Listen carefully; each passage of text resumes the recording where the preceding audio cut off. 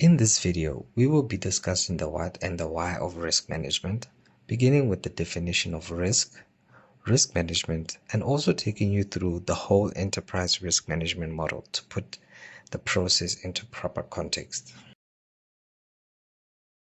According to COSO, risk can be defined as the possibility that an event will occur and adversely affect the achievement of the organization's objectives. ISO 31000 also defines risk as the effect of uncertainty on objectives.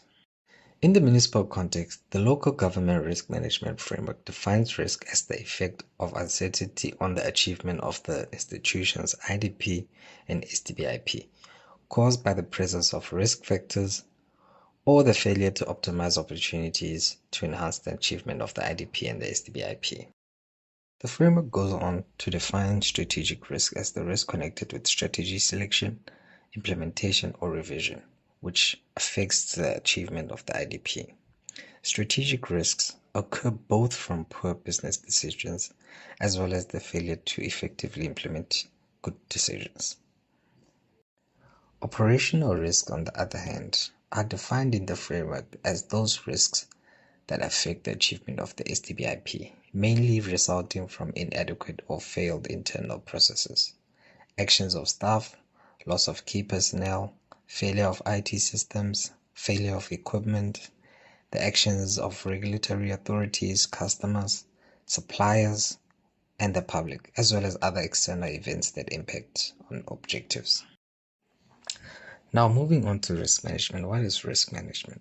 Risk management is a process effected by the accounting officer, management, or other personnel in an organization, and it is applied in strategy setting across the whole organization, designed to identify potential events that may affect the entity and manage those risks within its risk appetite, and to provide reasonable assurance regarding the achievement of the entity's objectives. So, in short, it is the systematic, coordinated set of activities and methods used to direct an organization in controlling its risks.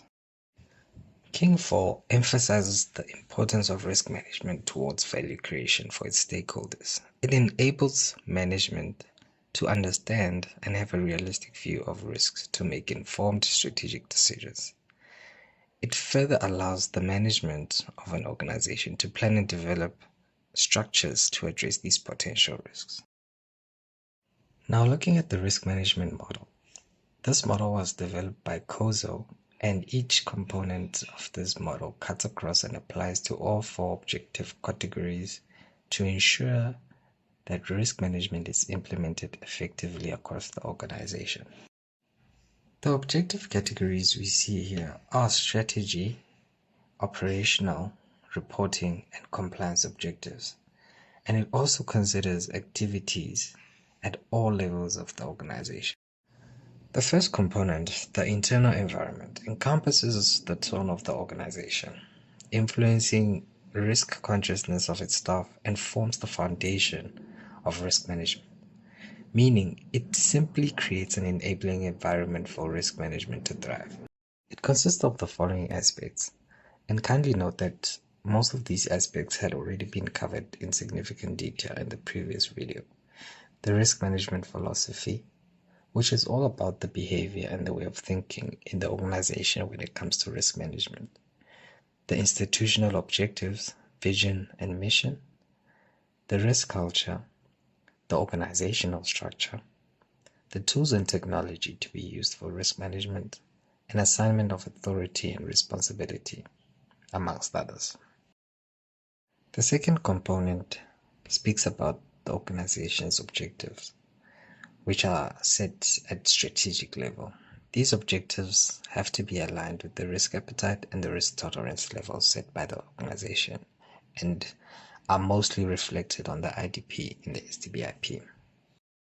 Related objectives are objectives that are cross-cutting between internal units or sections within the organization and also with external departments.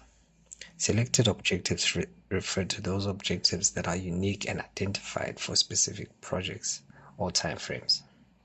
During this process, the accounting officer must ensure that objectives are finalized through a rigorous analysis of the cost and citizenry value, and that services are appropriate, economical, efficient, and equitable, and that the institution has and maintains an effective process to identify the risk inherent in the chosen objective, and that the institution is able to manage such risks effectively, economically, and efficiently, or the decision to assume a relatively high risk is done in terms of an approved risk appetite framework. The next component speaks to the identification of events that may potentially affect the organization's ability to successfully implement strategy and objectives. The purpose of event identification is to understand what is at risk within the context of the institution's explicit and implicit objectives to generate a comprehensive inventory of such risk based on the threats and events that might prevent, degrade, or delay the achievement of objectives. To be able to achieve this, the organization will first have to develop what we call a risk universe, consisting of every event which could affect the organization on every level. The organization must also consider using various methodologies and techniques to identify these events, for example, trend analysis, or even a root cause analysis and the review of process flowcharts. Event interdependencies refer to events that arise as a result of two or more events occurring simultaneously. Then, once we have all these events documented, we can categorize them accordingly into groups. For example, if it's a strategic risk, reputational risk, or if it falls under the environmental or operational risk. Then lastly, identifying if there are any opportunities that the organization can benefit from due to these events. Now, the next component looks at the assessment of risks to determine the extent of how they might have an impact on objectives. Risk assessments help the institution to prioritize the risks in order of importance so that they can be addressed accordingly. During these assessments, the organization must consider the inherent risk, meaning risks in their true form before management intervention, and residual risk, meaning risk after management intervention. The residual risk should be evaluated against the institution's risk appetite to determine if additional management intervention is needed to reduce the risk further. The institution should also consider the estimation of the likelihood and the impact of the risks and the methodology to be used when assessing the risk, choosing between qualitative, which entails describing the effect of the risk, or quantitative, which entails using a numeric estimate of the effect of the risk, or even a combination of the two. Assessments should be reperformed when significant environmental or organizational events occur, but at least once a year to determine the changes in the level of the risk and whether these demand further management action. Now, once the assessment has been conducted accordingly, management must now take action and select a response that should reduce the likelihood or impact within the desired risk tolerance. Management should first identify all available risk responses and then evaluate the possible response strategies. Select the appropriate response, then assess whether it suitably fits the organization. These response strategies should be documented and the responsibilities and implementation timelines should be communicated to the relevant people. There are 4 types of risk responses that management can opt for. The first one is avoiding, which simply means that action is taken to exit the activities giving rise to the risk. In other words, the organization may choose not to pursue a particular objective to avoid the risk ever materializing. And then 2, you can reduce or mitigate, and that is when action is taken to reduce the likelihood or impact, or even both. And then you can also choose to share the risk, which is action taken to reduce the likelihood of the impact by transferring or otherwise sharing a portion of the risk. Common risk sharing techniques include purchasing insurance products or maybe outsourcing the services. And then the last risk response is accepting. Um, that means no action is taken to affect the likelihood or impact of the risk. Now, when evaluating these different risk responses, management has to consider whether the response will reduce the impact or the likelihood. And it must also assess the cost versus benefit. Because we do not want to have a strategy that is financially far more than that of the impact. And then management can also apply innovation in selection of these strategies as well. The next component is the control activities. These are policies and procedures that help ensure that risk responses are carried out accordingly. Management needs to ensure that these controls are integrated with the risk responses. There are three well-known types of control activities. The first one is preventative, which prevents events from occurring. Secondly, we have detective, which alerts that an event has occurred.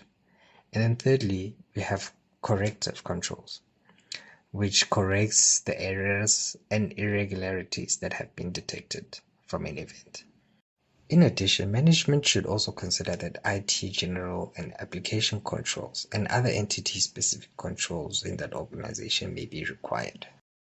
The overall internal control architecture should mostly include management controls to ensure that the institution's structure and systems support its policies, plans, and objectives, and that it operates within the laws and regulations.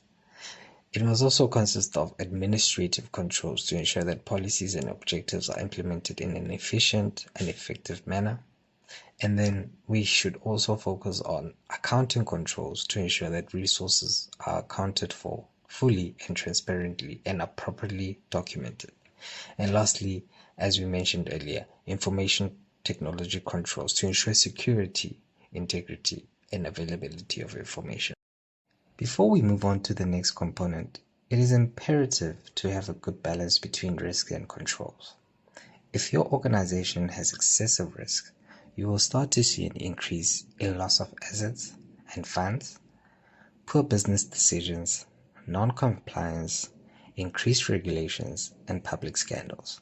And on the other hand, if there is over-control, you will start to see an increase in bureaucracy, reduced productivity, increased complexity and cycle time of day-to-day activities, and also no value controls. The next component involves the communication and reporting of information in a form and time frame that enables people to carry out their roles and responsibilities. Communication should occur in a broader sense, flowing down, across, and up the organization. Risk reports are valuable when they report on the status of the institution's risk profile, elaborating on what has actually happened versus expectations, explaining why, and also providing remedial actions. What is new, changed, or has gone away since the previous report, and why this is so, and also future expectations and the state of the institution's risk management maturity. The last component requires the risk management process to be assessed and monitored on an ongoing basis. Monitoring should be effected through ongoing activities or separate evaluations. This involves assessing the maturity of the risk management process and how the organization allows it to evolve, and in addition, obtaining assistance from independent assurance providers such as internal audit and reporting deficiencies identified and addressing them promptly. Monitoring activities should focus on evaluating whether assigned responsibilities are being executed effectively, risk response strategies are producing the desired result of mitigating risks or exploiting opportunities, and improvements in the system of risk management are producing positive changes in institutional performance.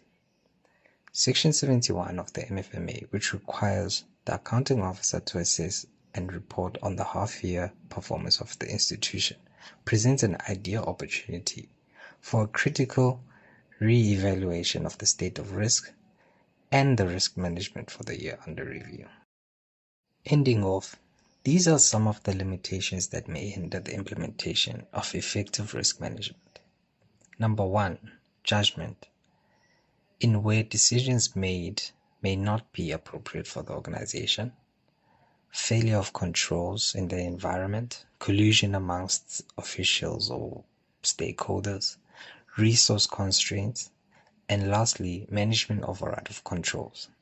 So essentially, these are the risks that directly affect the implementation of risk management, and you would need to be aware of and set appropriate actions to mitigate these risks once you are implementing risk management. In the meantime, be sure to watch our next video where we will be discussing the roles and responsibilities as set out in the risk management framework. Thank you.